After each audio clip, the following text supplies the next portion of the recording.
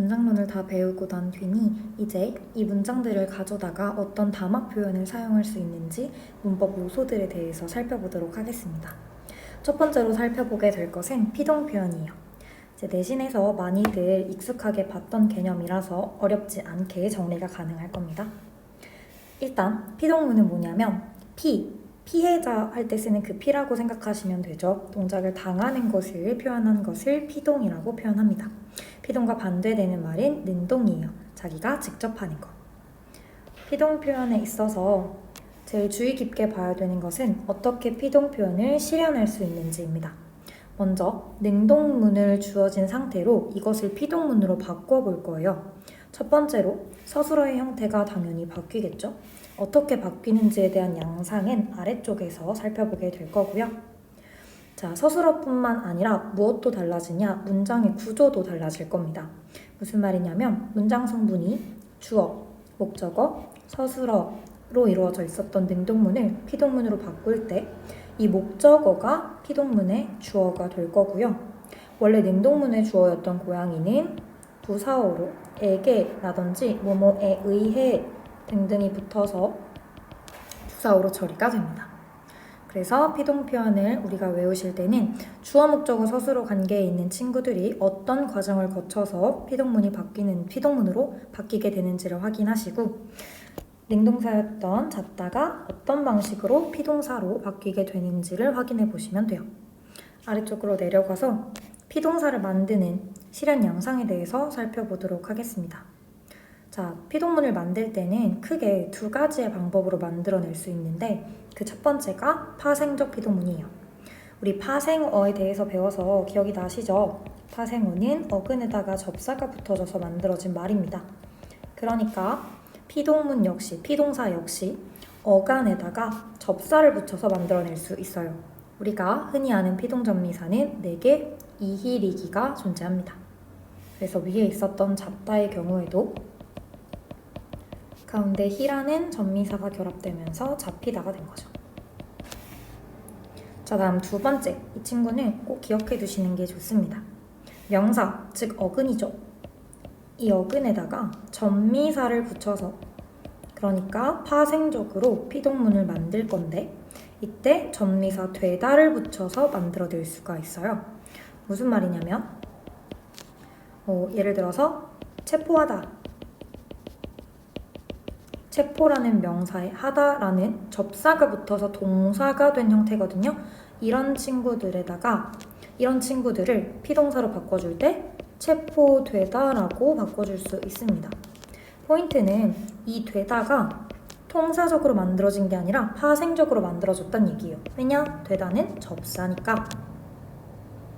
이유는요. 이 체포라는 명사에 되다에 되라는 접사가 붙음으로써 이 친구의 품사가 뭐가 됐죠? 동사가 되었어요. 그래서 이때의 접사는 품사도 변화시켜주고 또 피동의 의미도 더해주는 접사구나. 그래서 되다라는 아이가 붙어서 지금 띄어쓰기 안 되어 있는 거 보이죠? 아예 파생된 단어이기 때문에 띄어쓰기 없이 하나의 단어로 파생된 모습을 확인할 수 있습니다. 자, 두 번째는 통사적인 피동문이에요.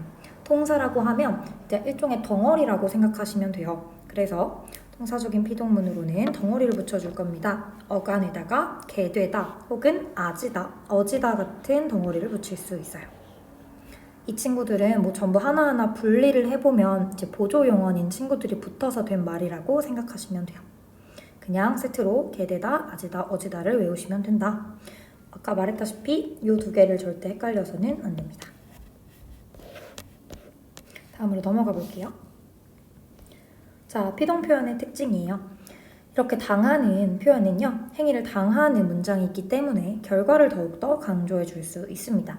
능동문에 비해서 피동문일 때 대표로 뽑혔다라는 결과를 강조할 수가 있겠죠.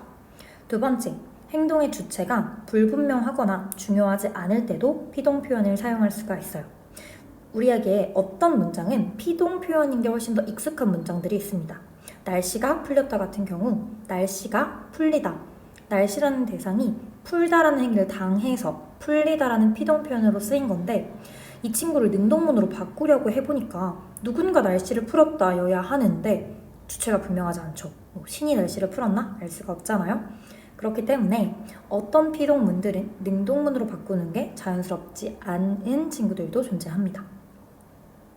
세 번째, 피동 주어를 더 강조하고자 할 때도 사용할 수가 있어요.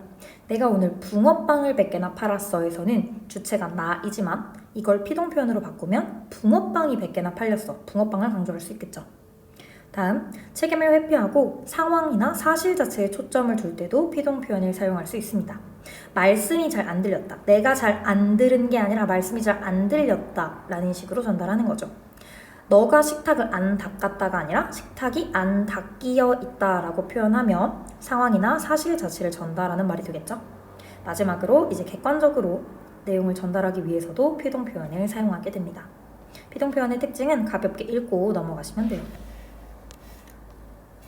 다음으로는 잘못된 피동 표현을 살펴보도록 할게요. 우리한테 익숙한 건 사실 이중피동, 이 부분은 익숙하실 거예요. 이중피동을 먼저 한번 살펴볼까요? 이중피동을 쉽게 말하면 파생적으로 이미 만들어진 파생적 피동사의 피동문에 동사적인 방법으로 피동 표현이 한 번 더 덧붙는 경우를 이중피동이라고 이야기하게 됩니다. 예시를 볼게요.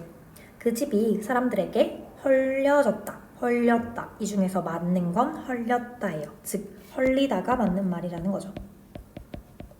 헐다라는 능동사에다가 리라는 파생전미사 하나만 끼워 넣어도 충분히 이제 피동의 표현을 실행할 수가 있습니다. 여기에 헐리다에 어지다를 한 번 더 붙이면 이중피동이 되는 거예요. 밑에 예시도 마찬가지입니다. 읽혀지지라고 하면 읽히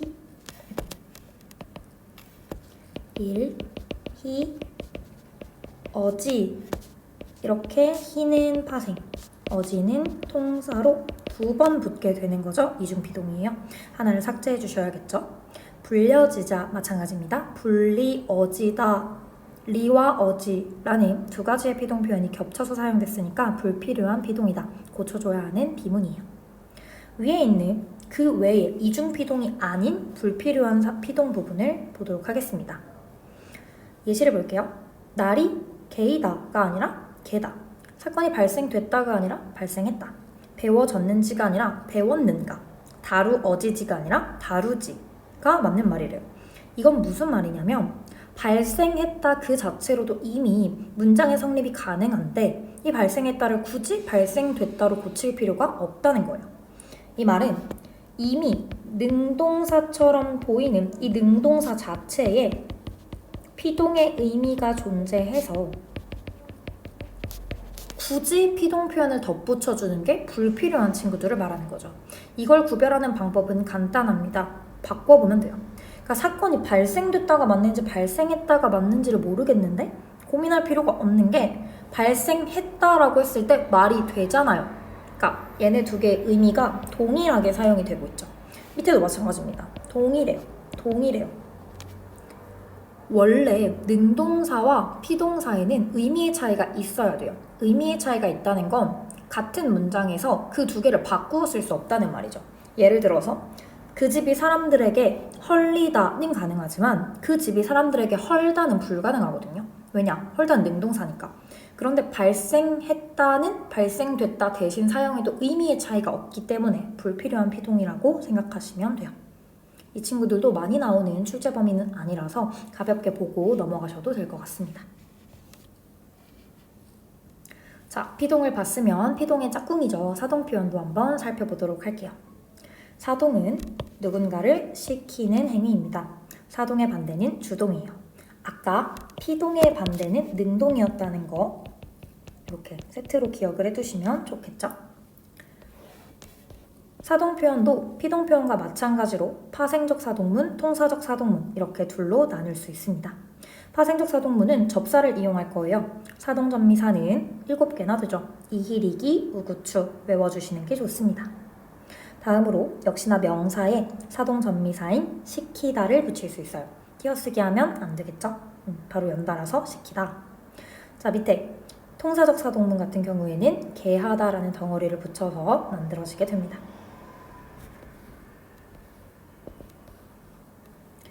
자, 사동 표현의 실현 방법은 피동 표현과 달리 이 자동사인지 타동사인지에 따라서 구분이 될 건데 무슨 말이냐면 주동사의 종류에 따라서 실현 방법이 달라질 거라는 얘기예요. 실현 방법이 달라진다는 건 문장 성분이 어떻게 바뀌는지 그 양상이 달라진다는 얘기가 되겠죠. 자동사의 경우에는 목적어가 필요 없습니다. 그러니까 주어만 오면 되겠죠. 동생이 울다라는 주동문이 있을 때 이걸 사동문으로 바꿀 거예요. 그러면 무조건 새로운 주어가 일단 하나 추가가 될 거고요. 원래 주어였던 동생이가 목적어가 됩니다. 그리고 울다라는 자동사의 여기에는 리라는 접사를 이용해 파생적으로 사동사를 만든 게 보이시죠? 자, 아래는 형용사의 경우에요.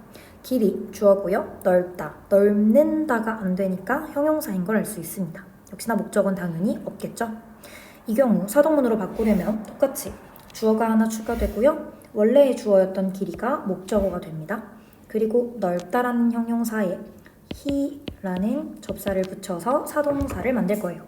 그런데 이 부분에서는 한 가지 필기를 해주시는 게 좋은데, 자, 형용사의 어간에다가요. 사동전미사가 결합해서 단어가 완성이 되면 이때 넓다는 형용사지만 넓히다는 넓힌다가 가능한 동사라는 걸 확인할 수가 있죠. 즉 품사가 변화한다는 거예요. 형용사를 사동사로 만들면은 품사가 동사로 바뀌는구나, 이렇게 한 가지 포인트를 또 알아두시면 될 것 같습니다. 자, 다음으로 주동사가 목적어를 가지고 있는 타동사인 경우를 한번 살펴보도록 할게요. 철수가 책을 읽는다. 주어, 목적어, 서술어로 이루어져 있고요. 읽다는 목적어를 필요로 하는 타동사예요.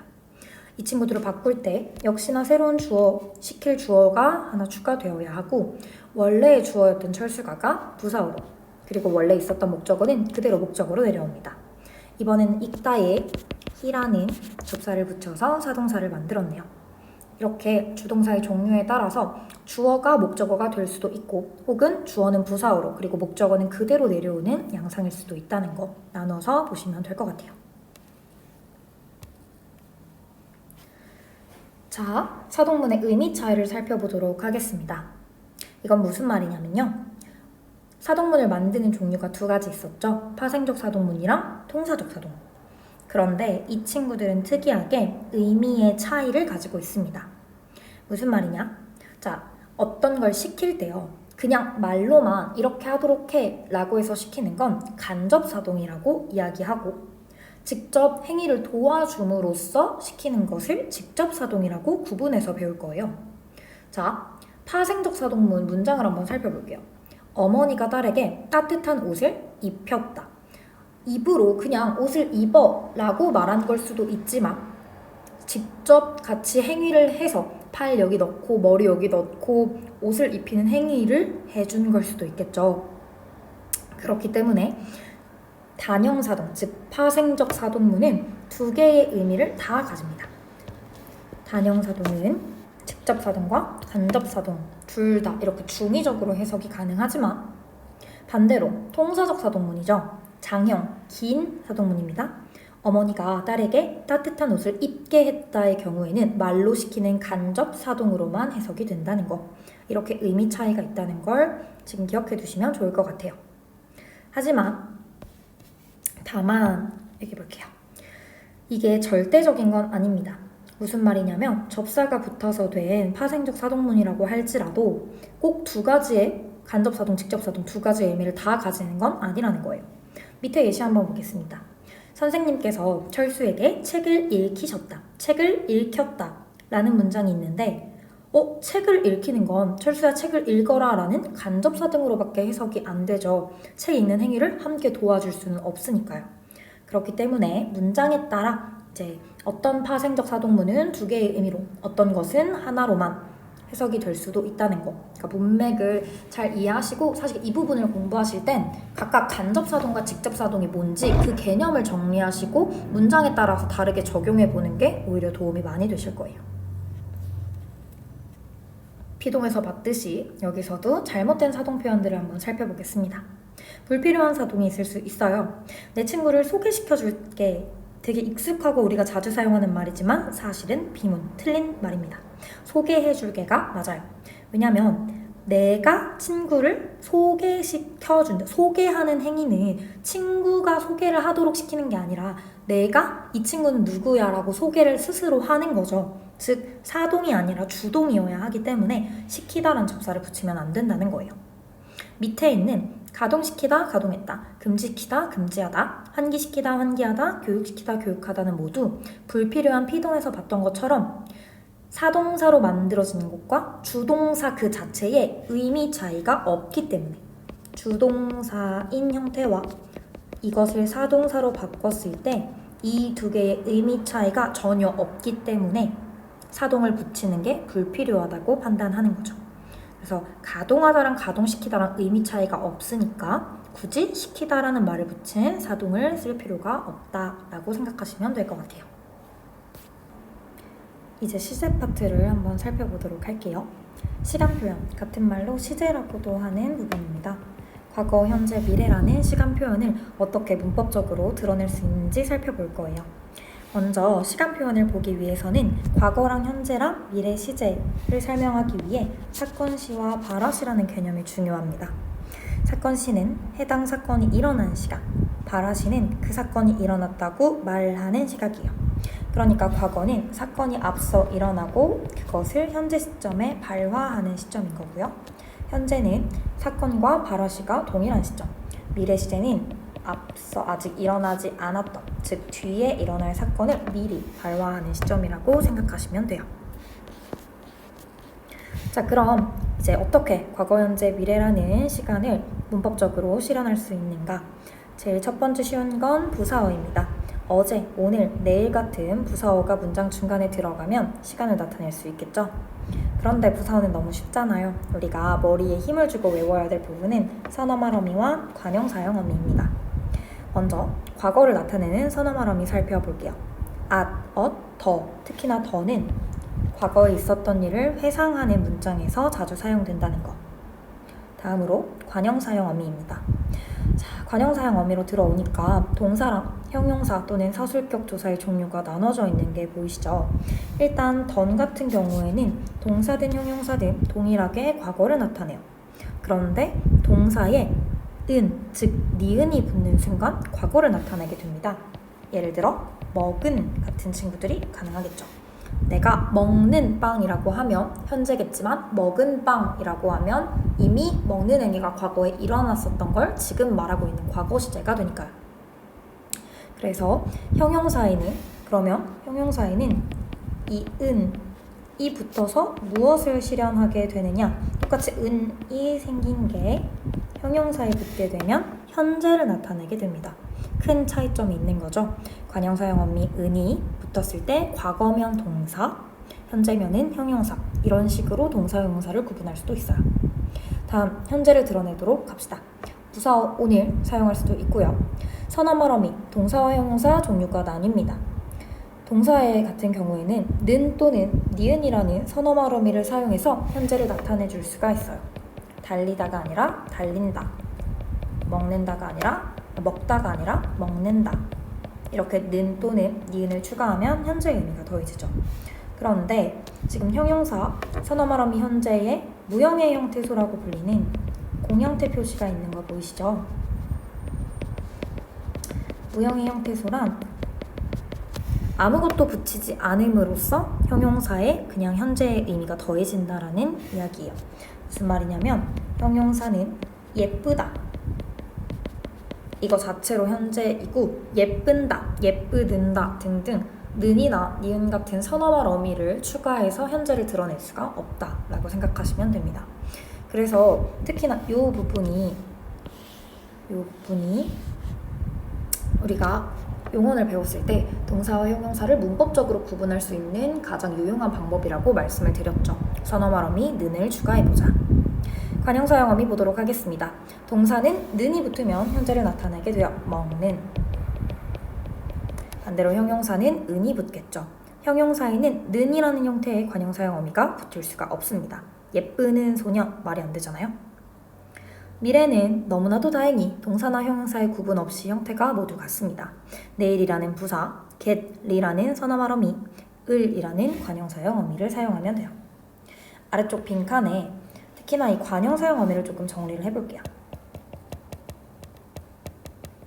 관형 사용 어미 4가지는 세트로 외우고 있는 게 좋다고 했습니다. 는, 을, 던. 이 친구들을 각각 동사에 결합해보고 형용사에 결합해서 형태를 한번 살펴볼게요. 동사에 은이 결합하게 되면 먹은 과거를 나타나게 됩니다.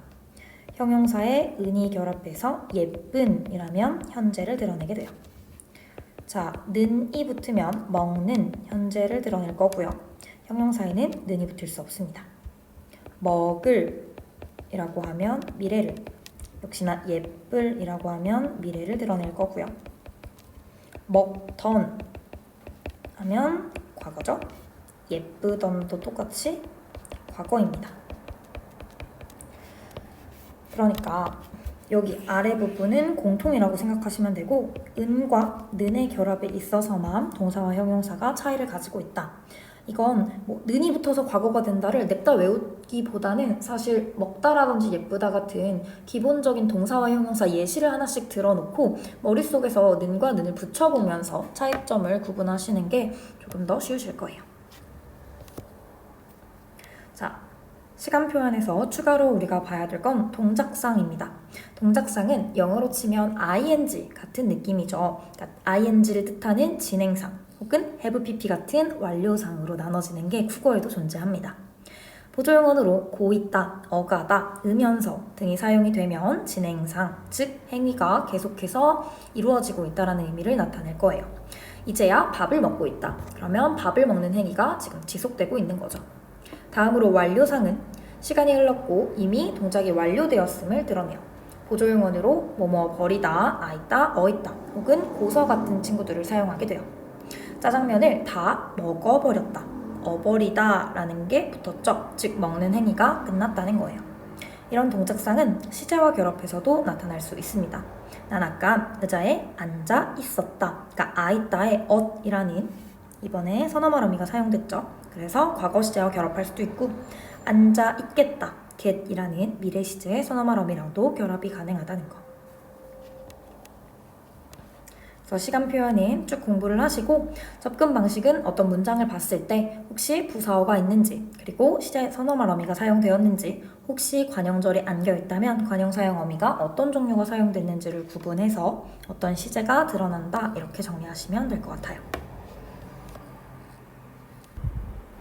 다음으로 높임 표현을 보도록 하겠습니다. 자, 높임 표현은 크게 3가지로 나누어져요. 하나는 주체, 객체, 그리고 상대 높임법으로 나누어지는데 이렇게 나누는 기준점은 바로 높임의 대상입니다. 내가 누구를 높여주느냐에 따라서 높임의 종류가 이렇게 나누어진다는 거예요. 먼저 주체 높임은 말 그대로 주체인 주어를 높여줍니다. 그러니까 높임법을 공부하실 때는 문장론을 이미 완벽히 끝내서 문장 성분을 구분하는 게 자유자재여야 하지만 지금 높이고 있는 대상이 주어인지 혹은 목적어인지 구분할 수가 있겠죠. 다음으로 객체 높임에 이 객체에 들어가는 문장 성분이 바로 목적어와 부사어입니다. 마지막 상대 높임법은 대화 상황일 때 청자, 다시 말해서 대화의 상대방을 높여주는 게 상대 높임법이에요. 그럼 각각 주체와 객체, 상대 높임법의 실현 방법을 봐야겠죠? 주체 높임법입니다. 자, 주체 높임법 실현 방법 4가지 꼭 외워두시는 게 좋아요. 첫 번째, 주격조사 이가 대신에 깨서를 사용합니다. 어머니가 말했다가 아니라 깨서 말했다라고 하면 주체 높임법이 실현이 되는 거죠. 두 번째, 높임 선어말 어미를 사용할 거예요. 앞서 배운 시제 표현 기억나시죠? 선어말 어미의 역할이 2가지였습니다. 하나는 시제를 나타낼 수도 있고 또 하나는 높임을 실현해 줄 수도 있다고 했어요. 그리고 그때의 높임 실현은 무조건 주체 높임법 실현이라고도 말씀을 드렸던 것 같아요. 왜냐하면 의시를 사용해서 높여줄 수 있는 건 주어뿐이기 때문입니다. 어머니가 말하다가 아니라 시를 선어말 어미를 어감 뒤에 넣어서 어머니가 말하시다. 그러면 어머니라는 주어를 높여줄 수 있는 거죠. 세 번째, 특수한 용언들이 존재합니다.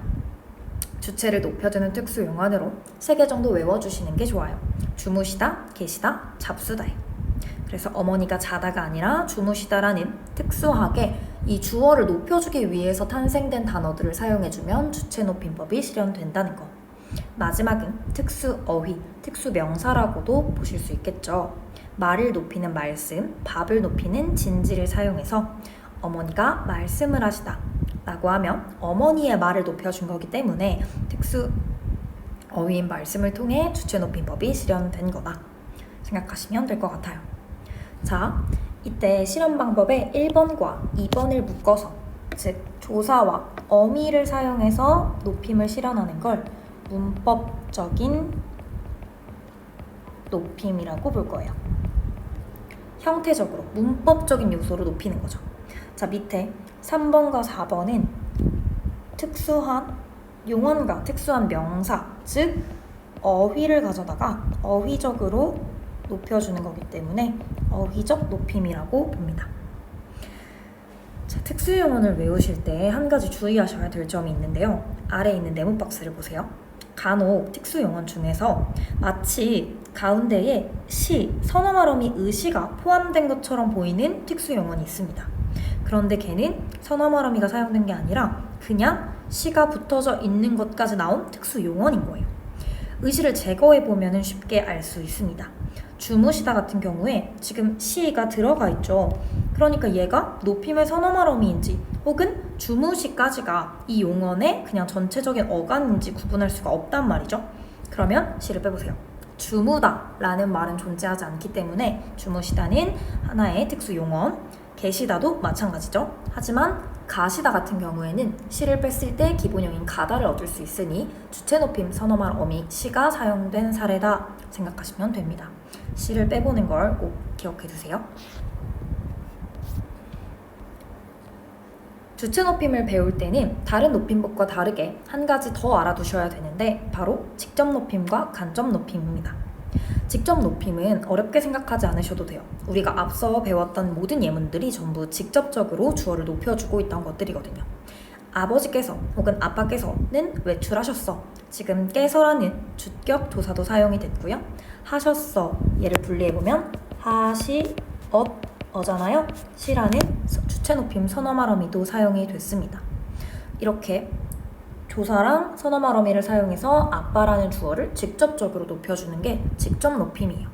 그럼 간접높임은 뭐냐? 간접적으로 높여준다는 얘기는 그 주어가 아니라 주어가 가지고 있는 신체 부분 혹은 소유물, 주체와 관련된 사물들을 높임으로써 대상을 높이는 거예요. 예시를 볼게요. 아빠는 시력이 좋으셔. 지금 이때 셔도 시 플러스 어인 거예요. 시라는 선어말 어미가 사용이 되었죠. 그런데 좋으시다 라는 서술어의 주어는 아빠가 아니에요. 왜냐? 이거 지금 서술절이 안겨있는 문장이죠.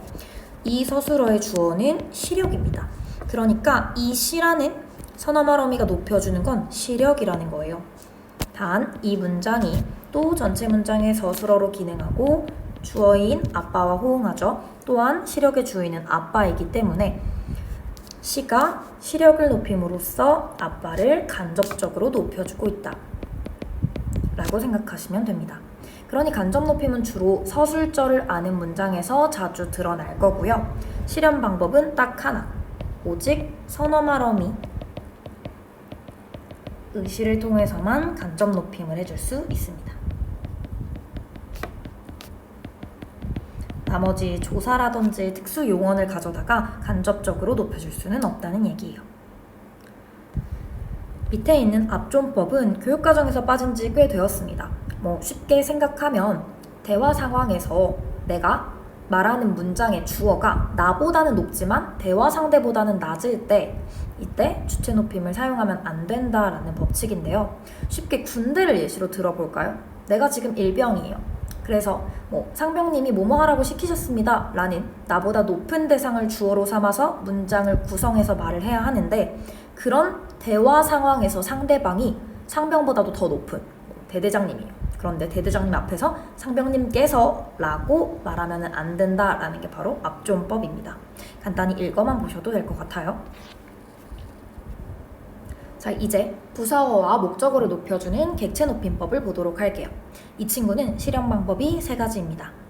부사격 조사 에게 대신에 깨를 사용합니다. 영희가 할머니께 선물을 주다. 다음, 두 번째 특수 용언을 사용할 수도 있겠죠. 특수용은 조금 더 많아요. 보다를 높이는 베다, 주다를 높이는 들이다, 묻다를 높이는 여쭈다, 데리다를 높이는 모시다가 있어요. 영희가 할머니에게 선물을 드리다, 주다 대신에 드리다가 사용된 게 보이시죠? 얘도 마찬가지로 모시다 같은 경우에 이 시가 혹시 주체 높임 선어말어미 시가 사용된 거 아니야? 라고 착각하면 안 되겠죠. 보다라는 기본형은 없으니까요. 다음 특수어휘, 마찬가지로 말씀이나 진지 같은 명사로도 객체를 높여줄 수 있습니다. 그럼 말씀 진지가 사용됐을 때 이게 주체를 높여주는 건지 객체를 높여주는 건지 어떻게 확인할 수 있냐? 그 말씀이나 진지의 주인 혹은 내가 진지를 먹는 대상이 문장에서 주어 자리에 있는지 목적어나 부사어 자리에 있는지를 확인하면 되겠죠. 할머니께 진지를 드리다, 진지를 가져다 드리다 라는 말이 있으면 할머니가 먹는 진지, 할머니의 밥을 진지로 높인 거죠. 그런데 할머니께 부사어로 사용된 문장이니까 이때는 객체 높임이 사용된 거다 생각하시면 됩니다. 객체 높임 선어말 어미라는 건 현대 국어에 존재하지 않습니다. 하지만 중세 때는 존재했었죠. 근데 중세 그 국어사 부분을 볼 때 중세에는 선어말 어미가 종류가 굉장히 많았어요. 특히나 높임을 실현해주는 게 주체 높임도 2개나 이제 종류가 되고 객체 높임 선어말 어미 삽, 잡, 삽이 있고 또 상대 높임 선어말 어미도 중세 때는 존재했어요. 뒤에 가서 배울 테니까 간단하게만 적어드릴게요. 이라는 형태의 선어말 어미가 존재했었다는 거. 하지만 현재에는 주체 높임 선어말 어미밖에 없습니다. 마지막 상대 높임법을 살펴볼게요. 아까도 말씀드렸다시피 상대 높임법은 대화 상황에서 청자, 대화 상대방을 높여줄 겁니다. 실현 방법은 딱 하나, 종결 어미를 사용하면 되는데요. 밑에 이제 종결 어미 표를 만들어 두었어요. 먼저 격식과 비격식으로 나누어집니다. 격식, 공적인 자리에서 사용되는 문어체고요. 비격식은 구어에서 많이 사용되는 아입니다. 격식체를 또 높임의 순서대로 4개로 구분이 가능하죠. 제일 높은 게 하십시오, 그 밑에 하오, 그 밑에 하게. 특히나 하게는 왜 장인어른이 사위들한테 술 들게나 이런 식으로 많이 사용이 되는 말투죠. 마지막 해라, 반말입니다. 비격식체는 2개로 나누어지죠. 높여주는 해요체, 그리고 낮추는 해체가 존재합니다. 상대 높임법은 해라체나 해체처럼 누군가를 낮추기 위해서 종결 어미를 사용하는 것 역시 높임법에 들어간다고 봐요.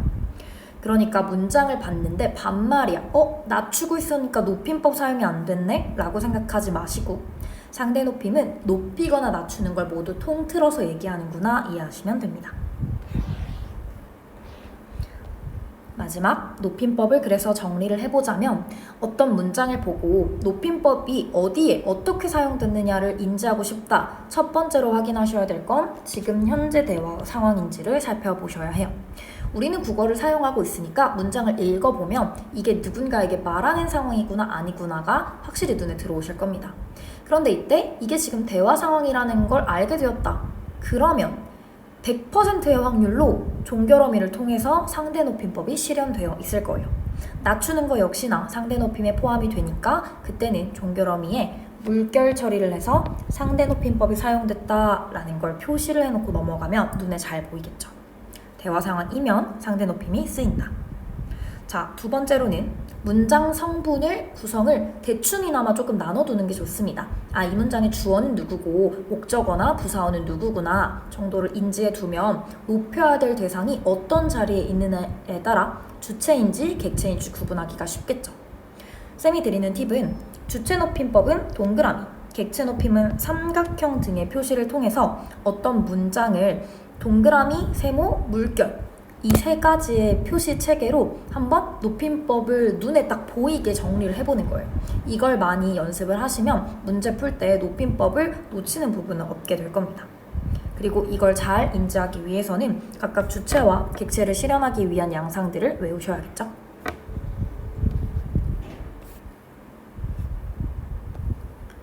자, 높임 표현이 끝났으니 인용과 부정, 이제 문장 요소 부분에서 제일 마지막 부분에 해당합니다. 가볍게 살펴보도록 할게요. 인용 표현, 타인의 말을 가져올 겁니다. 이건 우리가 안긴 문장을 할 때 특히나 인용절을 아는 문장에서 한번 봤던 거예요.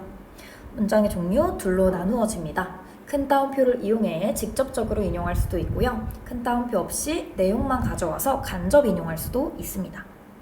그래서 직접 인용할 때의 특징은 큰 따옴표가 사용되고 뒤에 라고라는 인용격 조사가 붙는다는 거. 내용과 형식 그대로 유지해서 가져옵니다. 간접 인용의 경우에는요, 따옴표 존재하지 않아요. 그리고 조사로는 고를 사용합니다. 그리고 지금 별표, 분홍색 글씨로 써 있는 거 보이시죠? 간접 인용은 형식은 유지하지 않고 내용만 가져올 거기 때문에 형식을 바꿔주는 과정이 필요해요. 시간 표현, 높임 표현, 지시어나 종결어미 같은 것을 본 문장에 맞게 고쳐줘야 합니다. 밑에 보시면 어떤 것들을 신경 써야 하냐? 먼저 직접 인용해서 라고를 사용했으면 간접에서는 조사 고를 사용한다. 또한 종결어미도 하나로 바꿔줄 거예요. 문장의 종류에 따라서 특정 어미로 달라진다라고 적혀 있는데 이게 무슨 말이냐? 문장의 종류 5가지 있었습니다. 첫 번째 평서문, 다음 의문문, 명령문, 청유문, 감탄문이 있죠. 자, 이 친구들을 간접 인용으로 끌고 올 때는요, 말투가 어떻게 됐든 전부 상관없어요. 다 하나로 바꿔줄 거예요. 평서문의 경우는 다로 바꿉니다. 그리고 뒤에 고라는 조사를 붙이면 돼요. 그러니까 와, 숙제 다 했다 라는 문장을 가져올 때 숙제를 다 했다고 말했다, 이렇게 다 플러스 고가 된다는 거죠. 의문형, 너 밥 먹었니? 라고 묻는 걸 그냥 가져올 때는 큰 따옴표 안에 그냥 밥 먹었니? 큰 따옴표 묶어버리면 그만인데, 간접 인용으로 가져올 때는 밥을 먹었냐고 물었다, 냐라는 종결어미로 바꾸고 뒤에 고를 붙일 거예요. 명령형, 밥 먹어는 밥 먹으라고. 청유, 밥 먹자, 밥 먹자고. 감탄, 정말 아름답구나, 이 그림이 정말 아름답다고. 이렇게 다냐, 라, 자, 나, 다 등 공통된 종결어미로 모습이 바뀐 채로 뒤에 고가 붙을 거라는 거 인지하시면 됩니다. 다음, 시간의 표현도요, 전체 문장의 입장을 고려해서 수정해야 해요. 이건 또 무슨 말이냐? 만약에 철수가 어제 일단 직접 인용입니다. 이렇게 말한 거죠. 내일 여기에서 보자 라고 말했어요. 이 문장을 간접 인용으로 가져오려면 철수가 어제 말한 내일은 이 문장을 말하고 있는 오늘의 시점에서는 오늘이 되죠. 어제의 내일은 오늘이니까요. 그래서 철수가 어제 오늘 여기에서 보자고 했다, 이렇게 수정하면 된다는 거예요. 내일을 오늘로 수정한 이유는 얘가 간접 인용이 되면서 전체 문장의 시제와, 그러니까 현재 타임에서 봤을 때 그게 오늘인지 내일인지를 구분해야 되기 때문입니다. 만약에 이거 그대로 철수가 어제 내일 여기에서 보자고 했다 라고 해버리면 철수는 어제 내일, 즉 오늘 보자고 한 건데 내일 모레 보는 꼴이 돼버리잖아요. 뜻이 달라지기 때문에 꼭 주의해 주셔야 돼요. 다음, 높임 표현. 상대 높임법이 실현되지 않습니다. 이건 아까 종결어미를 고치게 된다랑 똑같은 내용이에요. 상대 높임법 실현이 안 되니까 종결어미에 높임법 다 빼고 기본형 종결어미 다냐, 라, 자, 다로 고쳐서 쓰게 된다. 마지막, 지시어도 말하는 사람의 입장을 고려해서 수정해야 한다. 이때 말하는 지시어는 이, 그, 저를 이야기합니다. 기억이 나실지 모르겠지만 이는 화자에게 가까운 것, 그는 청자에게 가까운 것, 저는 화자와 청자 둘 다에게서 먼 거라고 생각하면 되는데, 이것도 역시나 입장을 고려해서 수정해야 돼요. 무슨 말이냐? 자, 직접 인용절을 가져오겠습니다. 철수가 이 책 진짜 재밌어 라고 말했대요. 그러면 철수의 입장에서 책은 철수에게 가까웠던 거겠죠. 자, 그런데 얘를 간접으로 끌고 오면 철수가 그 책이 진짜 재밌다고 말했다. 이렇게 고쳐야 할 거예요. 왜냐? 이 문장을 말하고 있는 화자는 누구니까요? 나니까요. 내 입장에서 철수한테 가까운 건 이가 아니라 그로 바꿔줘야겠죠. 그래서 지시어 역시나 말하는 사람의 입장을 고려해서 수정해야 된다는 거.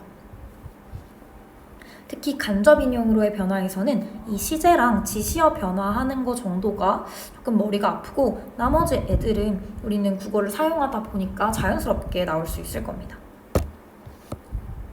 자, 인용 표현이 끝이 났고요. 마지막 부정이네요. 부정, not, 아니다 라는 표현을 사용하기 위한 게 부정 표현이 되겠죠. 종류는 짧은 부정과 긴 부정으로 일단 나누어 보겠습니다. 부정부사인 안과 못을 서술어 앞에 갖다 붙이면 짧은 부정문이에요. 나는 그를 안 만났다, 나는 그를 못 만났다 이렇게요. 자, 긴 부정문 같은 경우는 아니하다, 못하다처럼 서술어 자체가 부정의 의미를 가지고 있는 아이들, 이런 부정 용언을 사용하는 게 긴 부정문이 되겠죠. 자, 짧고 길고 말고 이번에는 안과 못으로 부정문을 또 구분해 볼게요. 안 부정문, 짧게 쓰면 안 하다, 안 달리다, 안 가다. 길게 쓰면 아니하다, 뭐뭐 하지 않다 이런 식으로 사용이 되고요. 못 부정문 같은 경우에 못 한다, 못 간다 이렇게 부정부사로 사용되는 짧은 부사도 있어요. 짧은 부정이 있을 거고 뭐뭐 하지 못하다, 못하다 같은 걸 사용하는 긴 부정문으로도 나눌 수 있을 겁니다. 무슨 말이냐면 이렇게 나눠서 안 부정문의 짧은, 안 부정문의 긴, 못 부정문의 짧은, 못 부정문의 긴 형식이라는 거죠. 의미를 살펴볼게요.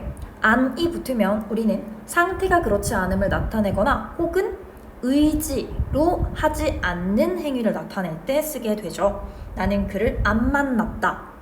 나는 그를 만나지 않았다. 짧고 긴 거 나누어져 있는데요.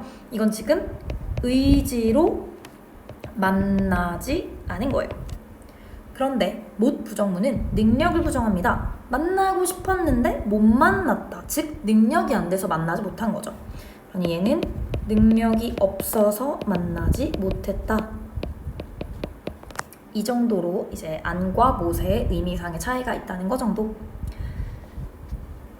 명령문에서는 말아 같은 것을 사용하게 되고요. 청유문에서는 말자라는 부정 용언을 사용한다는 거.